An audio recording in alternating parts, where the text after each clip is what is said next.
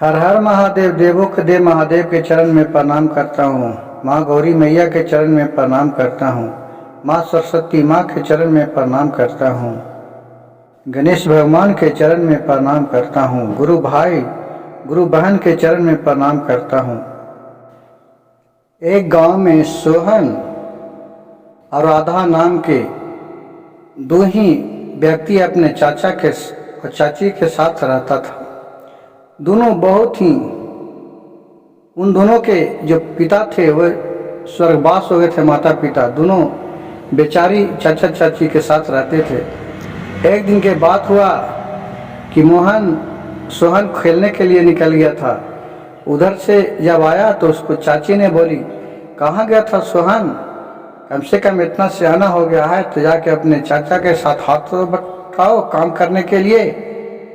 सोहन अपने चाचा के साथ खेत में काम करने के लिए चला गया। चाचा उसको बहुत मानते थे, लेकिन जो उसको सतीली माँ थी चाची, वो बहुत ही दुष्ट विचार के थी, वो नहीं मानती थी उसको। वो दोनों काम करके आते थे, आराम से दोनों चाचा भतीजा खा के रहते थे। कुछ दिन के बाद हुआ कि उसको जो बहन थी वो उसको चाची थी ये खूब काम करवाती थी अपने घर में, और अपने बेटी को कुछ करने नहीं देती थी। एक दिन के बाद हुआ कि सोहन शंकर भगवान के मंदिर में चल गया था। पूजा हो रहा था जो देखने के लिए। वहां से पूजा पाठ से आया तो उसको चाची ने कहा, कहाँ गया था? तो बोला कि चाची पास ही में गांव एक मंदिर है शंकर जी का, वहीं पूजा हो रहा था, वह पूजा देख रहे थे।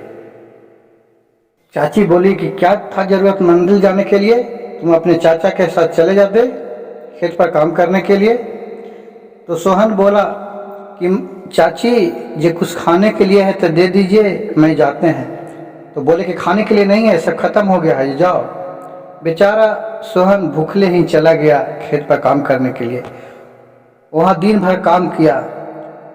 और इधर जब उसको बहन थी राधा, वो बोली कि चाची खाना तो अभी घर में रखा है, क्यों झूठ बोले, मेरे भैया को भूखे चला दिए। तो उनको चाची बोलती है कि ज़्यादा बकवास करेगी, ठहरो तुमको मैं घर से निकलवा देते हैं, आने दो चाचा के।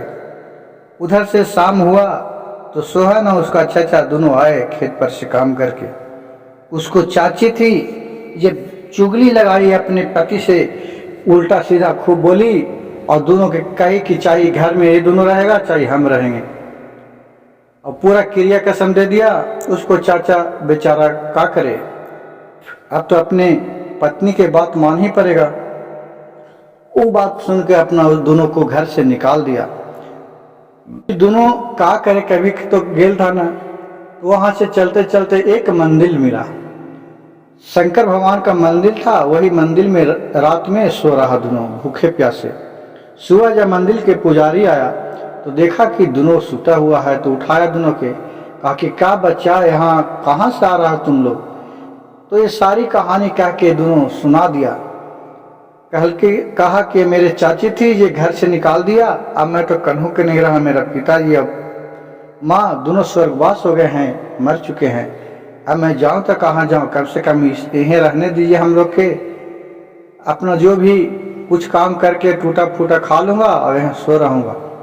पंडित जी बोला कि हे शिष्य, ऐसा करो कि मेरे इस मंदिर के पीछे कुटिया है, तुम लोग जाओ कुटिया में रहना, और जब तुमको काम करने मिल जाएगा तब फिर तुम चले जाना। कहा कि ठीक है। अब वही कुटिया में जाए तो भोला था जो सुबह उठ के वही मंदिर में साफ सफाई करने आता था, करने लगा पंडित जी के साथ मिलके। और जो उसकी राधा थी बहन, वो फूल उल तोड़ के लाते थे और शंकर जी को चढ़ाने के लिए माला लगते थे, और शंकर भगवान के आके पूजा पाठ करते थे। कुछ समय ऐसे बीतते गया तो एक दिन शंकर जी सपना में दिए कि कब तक यहाँ तुमको इस तरह के गुजारा चलेगा, जब जाओ दूसरे जगह काम करने के लिए, वहाँ दूसरे गांव में कहूँ काम खोजो, काम मिल जाएगा तो है नहीं, दोनों अच्छा तरी रहेगा, और जो इच्छा करेगा जो खा पिएगा, जाओ तुम्हारे ऊपर मैं साक्षात दर्शन दूंगा, आपको एक बार। ये सब सुन के फिर उठा, सुबह में नींद टूटा तो देख रहे हैं सोहन की ये मैं सपना देख रहे थे क्या। सारी बात वो अपना ब्राह्मण से कह के सुना दिया। ब्राह्मण बोले कि भोलेनाथ को कृपा महिम अगम अपार होता है। सोहन बेटा एक काम करो, तू जाओ कुछ काम खोजने के लिए, काम मिल जाएगा तो ठीक है और नहीं मिलेगा तो फिर तुम चलाना शाम के वक्त। कहा कि ठीक है बाबा। बाबा दयालु थे, उन्होंने एक टिफिनकारी में खाना उनको बना के दे दिए। कहा कि जाओ रास्ता में जहाँ भूख लगेगा वहाँ तुम खा लेना।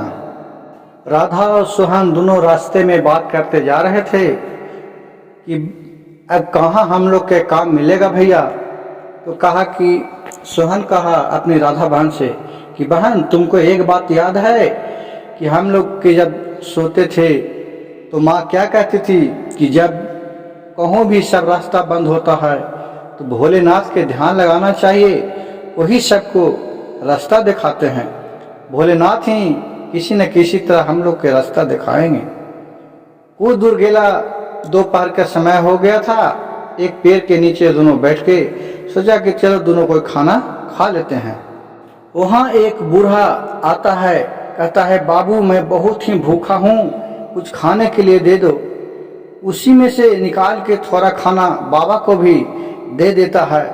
बाबा उसको बोलते हैं कि बाबू तुम लोग अपने भूखा रह के हमको भी खाना खिलाया, तुमको एक ऐसा मंत्र बताऊंगा कि जो याद करके कोई भी काम करेगा तो उसमें 100% आप लोग का सफलता प्राप्त होगा।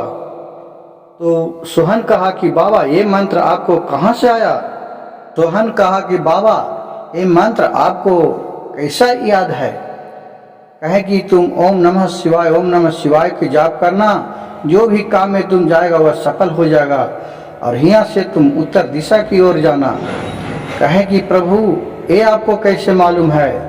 वो जो भिखारी थे साधु बाबा, वो तुरंत अपना रूप शंकर भगवान के रूप में आते हैं और कहते हैं कि जाओ, जो तुम्हारा सब मनोकामना पूर्ण होगा मैं तुम्हारे साथ हूँ।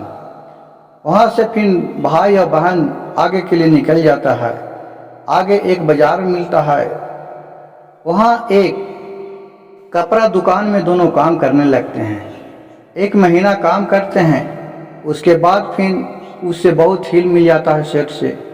सेठ जी को बोला कि सेठ जी अब कुछ हमको आप अपना रेट में कपड़ा दीजिए और मैं गांव घर में घूर घूर कर बेचूंगा। कहा कि ठीक है ले जाओ। तो जितना कपड़ा ले जाता था सब बेच के चलाता था, उससे बहुत काफ़ी मुनाफा हुआ। कुछ दिन के बाद वो अपना खुद ही सामने एक बहुत ही भारी दुकान खोल दिया कपड़े का और वहाँ बहुत बिक्री होने लगा और सब सुखी संपन्न से रहने लगा। और उसी जगह शंकर भगवान का एक विशाल मंदिर बनवाया और उसका जो माँ था चाचा चचानी थी, वो बहुत गरीब हो गई। एक दिन घूमते घूमते वो दोनों सोहन के पास आया, देखा कि बाप बाप इतना भारी ये दुकान तुम कैसे कर लिया। तो सोहन बोला कि सब शिव भगवान का महिमा है, उनका महिमा अगम अपार है, कब क्या करेंगे उसका कोई नहीं जानता है, सब प्रभु का लीला है। आपने तो हमको घर से निकाल दिया कि मैं हिस्सा बटा लूँगा, इसीलिए मेरा भगवान दर्शन दिए। और वो भी जो चचानी थी वो कहा कि ठीक है, ये हमसे बहुत गलती हो गया, कि हमको माफ़ कर दो सोहन। वो गोर में लटक गया अपने सोहन के। सोहन मयालु तो दिलदार था, उनका पर ममता आ गया। कहा कि हम क्या आपको क्षमा करें, उस मंदिर में जाके भगवान से क्षमा मांगिए, हम क्या करने वाले होते हैं। जाके क्षमा मांगे भगवान से और फिर सब एक साथ रहने लगे और सब हंसी खुशी रहने लगे।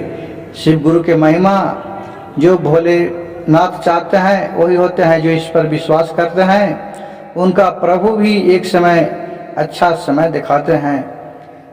गुरु भाई गुरु बहन, कहानी को अंत तक सुनने के लिए आप लोग का धन्यवाद करता हूँ। और मेरे वीडियो को लाइक कीजिए, शेयर कीजिए और सब्सक्राइब कीजिएगा। हर हर महादेव, घर घर महादेव।